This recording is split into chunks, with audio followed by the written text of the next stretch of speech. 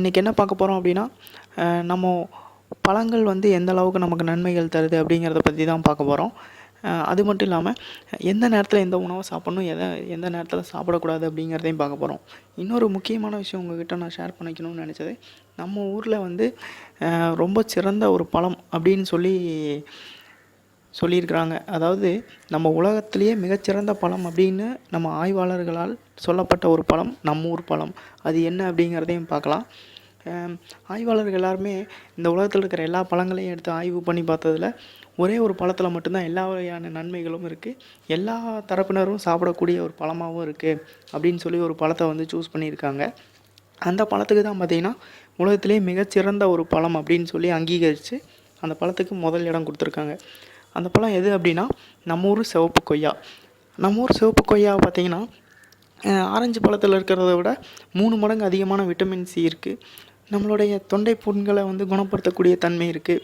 நம்மளுடைய ஹார்மோன் லெவலை வந்து இன்க்ரீஸ் பண்ணக்கூடிய தன்மையும் அந்த கொய்யா பழத்தில் இருக்குது. ஸோ இது மாதிரி நிறையா சிறப்புகள் வாய்ந்த அந்த கொய்யா பழத்தை வந்து நம்ம ஊரில் யாருமே மதிக்கிறதில்ல, யாருமே அதை வாங்கி சாப்பிட்றதில்ல.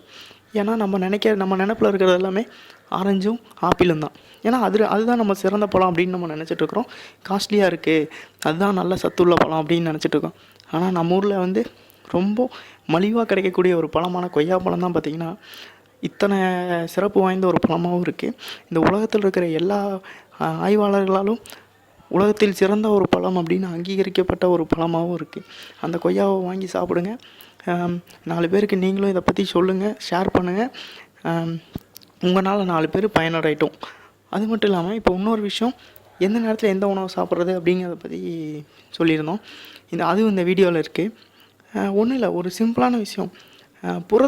புரோட்டீனை வந்து நைட் நேரத்துலையும், ஃபேட்டு கார்போன்னு எடுத்துட்டாலே நம்ம வந்து அந்த அதுலேயே குளுக்கோஸ் வந்துடுது, சுகர் வந்துடுது. ஸோ அப்போ இந்த ஃபேட்டு, கார்போ, குளுக்கோஸ், சுகர் இது மாதிரி இருக்கக்கூடிய உணவுகளை வந்து என்ன பண்ணுங்கள், பகல் நேரங்கள்லேயும் புரதம் அதிகமாக இருக்கக்கூடிய உணவுகளை வந்து நைட் நேரத்தில் வந்து ஃபைபர்ஸ் அதிகமாக இருக்கக்கூடிய உணவை நைட்டில் சாப்பிட்டாலும் ரொம்ப நல்லது.